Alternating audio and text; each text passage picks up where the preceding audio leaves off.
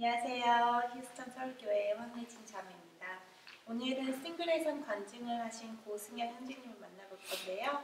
형제님 소개 부탁드릴게요. 네, 안녕하세요. 저는 실크로드 옥장의 고승혁이라고 합니다. 목장 이름이 좀 낯설 줄 압니다. 사실 저는 싱글이지만 부모 목장에 나오고 있습니다. 아직 저는 싱글이니까요. 그래서 이 사업 공부를 수강하게 되었습니다. 네. 그러면 이제 첫 번째 질문을 시작해 볼 텐데요. 많은 사람들이 상공부라는 게 지식을 쌓는다고 생각하는데 상공부를 통해서 형제님이 느끼신 점이 있다면 무엇일까요? 저는 13주 기간이 짧으면 짧다고 생각할 수도 있는데 저는 제가 지금 살아가고 있는 이 길을 되돌아보는 시간이었던 것 같습니다. 인생에도 관성의 법칙이 적용이 된다고 하는데 관성의 법칙이라고 하면 물체가 움직이고 있을 때 다른 힘이 가해지지 않으면 움직이던 방향으로만 움직인다는 법칙인데요. 저는 한국에서 미국으로 유학을 오면서 그냥 열심히만 살았던 것 같습니다. 근데 그렇게 살다가 힘이 들고 어렵지만 이게 지금 내가 사는 게 맞는 건지 아니면 하나님이 원하시는 건지 물어볼 수 있는 시간이었던 것 같습니다. 이번 상공부를 통해 미래에 대한 좋은 계획을 세울 수 있는 기회가 있었나요? 예, 처음에는 미래에 대한 확신도 큰 열정도 없었는데요. 어느 날 수업 중에 목사님께서 만약 하나님께서 내가 가고 있는 길이 맞는 길이 아니라면 어떻게 할 거냐고 여쭤보셨는데 그때 그런 생각이 들었어요. 저도 제가 나름대로 살아가고 있는 그 관성의 법칙이 제 인생에 적용이 되고 있는데 그걸 쉽게 바꿀 수는 없었을 거라고 말씀하셨어요. 그러면서 저도 제가 하던 게 있으니까 그리고 바꾸는 게 귀찮으니까 혼자서 어떻게 해야 되는지 하는 게 편한 대로 그냥 하자라는 생각으로 그냥 살아온 것 같아요. 그냥 열심히만 살아온 것 같은데 정말 이게 잘못된 방법, 잘못된 길이라면 바꿔야 된다는 생각을 하게 됐어요. 그러면서 목사님께서 비가 많이 내리면 그 빗줄기가 길을 만들잖아요. 그걸 예를 들어서 말씀하셨는데 처음에 비가 조금 올 때는 그 빗방울들이 모두 땅에 스며들거든요. 근데 이제 빗물이 많아지고 양이 많아지면 그 가던 길이 깊숙이 또 넓이 패이면서 하나의 길을 완성하게 되잖아요. 근데 그 길도 마찬가지로 처음에 그 길이 만들어지기까지 시간이 오래 걸리지만 한번 만들어지면 바뀌지 않고 그 모양 그대로 흘러간다는 거예요. 외국인이 그것도 관성의 법칙의 한 예인 것 같은데 신앙생활도 마찬가지인 것 같아요. 저희가 이제 같이 이렇게 상공부하면서 목사님께서 항상 강조하시는 것이 안 쓰던 근육을 많이 사용한다는 거. 성경책 안 보고 있다가 기도 안 하고 있다가 이런 안 쓰는 근육을 사용을 하는데 처음에 사용할 때 힘들겠지만 그 근육이 키워지게 되면 나중에는 결국 저희도 모르게 하나님께서 원하시는 방향으로 방향을 틀어서 가고 있다고 말씀하셨어요. 네. 앞서 이야기했듯이 성경 공부를 통해 성경 지식이나 예수님의 삶을 배우는데 이번 상공부에서 형제님께서 삶의 지혜를 배우시게 된 게 있다면 무엇일까요? 이번 상공부를 통해서 배운 건요.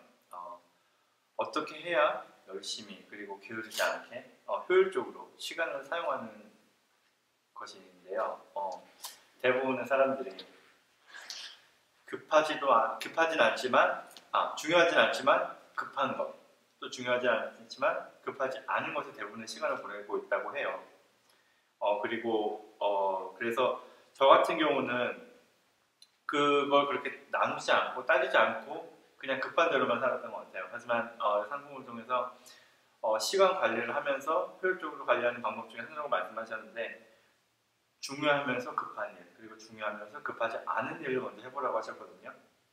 저 같은 경우는 시간을 낭비하는 시간이 되게 많았어요. 밤에 이제 집에 혼자 살다 보니까 저녁을 먹거나 저녁 준비를 하게 되면 꼭 컴퓨터로 영화나 드라마나 쇼 프로그램 이렇게 틀어놓고 보면서 하는 경우가 많아요. 근데 이제 혼자서 아무도 없는 집에서 밥 먹기 좀 그러니까 그렇게 하는 경우가 많은데 그렇게 보다가 보면 시간 가는 줄 모르는 거예요. 그래서 한두 시간 훌쩍 넘겨버리고 밥을 다 먹고도 나서 또 배가 불러서 움직이기 싫은 것도 있지만 끊지를 못하는 것 같아요. 그래서 밤에 시간을 다 보내고 저 같은 경우는 이제 시간 낭비하는 거, 그러니까 시간을 참 중요하게 생각하는 사람 중에 한 명인데 그렇게 남들과 보내는 시간 말고 혼자 보내는 시간에 되게 많이 허비하는 것 같아요. 그래서 그런 생각을 많이 하게 됐고 매듭짓기 기도 시간이 있었는데 그때 그 기도 제목을 가지고 집중적으로 기도를 하게 됐었어요.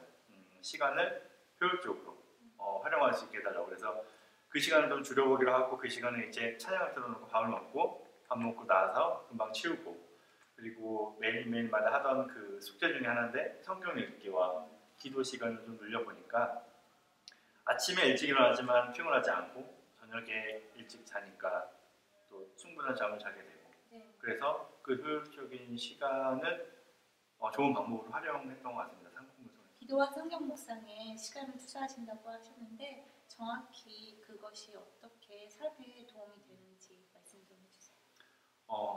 상공부가 시작하고 초반이 지나서 시편과 잠언 요약 숙제가 있었거든요. 그래서 시편은 하루에 5편씩, 그리고 잠언은 한 장씩 읽고 요약을 해보라고 하셨는데 기도할 때 그 말씀이 들어가는 것 같아요. 그래서 항상 말씀을 기도하라는 말씀을 많이 들었는데 성경 구절을 읽고 나서 기도를 하게 되니까 그 성경 구절에서 와닿는 부분이 한 구절씩은 있더라고요. 그래서 매일마다 묵상을 하게 되고 그게 기도로 이어지는 것 같아요. 그래서 그게 큰 마음의 도움이 됐고, 그 아까 얘기했다시피 시간적 여유가 생기니까 그 시간들을 기도와 묵상 시간으로 많이 활용하게 됐어요. 네, 정말 감동적이에요. 배운 것도 저 역시 많았고요. 사실 제가 이 동영상을 통해 인터뷰를 진행하고 있지만 저 역시도 초심자입니다. 짧게나마 저에게 작은 조언이라도 해주실 수 있다면 무엇일까요? 저희는 이렇게 살면서 싱글로서, 청년으로서 시간을 많이 낭비하고 있는 것 같은데요. 그 중에서 제가 또 배운 것 중에 하나는 제가 제 자신의 가치를 매길 수 없다는 거예요. 왜냐면 저는 하나님자리니까. 얼마 전에 다들 아시다시피 그 카카오 스토리 앱에서 나는 얼마일까요라는 그런 사이트가 유행한 적이 있는데 저도 해봤거든요. 47만 원이 나오더라고요.